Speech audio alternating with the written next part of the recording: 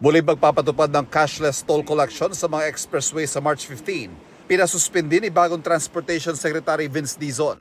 Anya anti-poor ang pagtanggal sa cash lanes lalo't hindi kaya ng ilan ang minimum load. Marami rin umanong aberya sa mga cashless toll gate na dapat munang ayusin.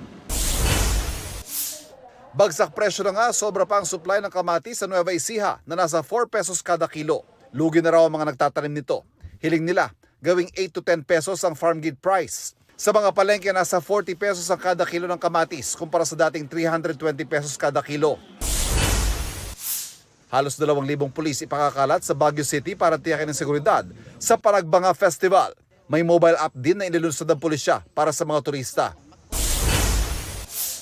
Mga labi ni Police Colonel Pergantino Malabed Jr. na kasama sa mga nasawi sa mid-air collision sa Washington DC sa Amerika, naiuwi na. Sinalubong ito ng PNP Class of 1998 na nagbigay pugay at pagkilala. Ivan Mayrina nagbabalita para sa GMA Integrated News. Huwag magpahuli sa mga balitang dapat niyong malaman. Mag-subscribe na sa GMA Integrated News sa YouTube.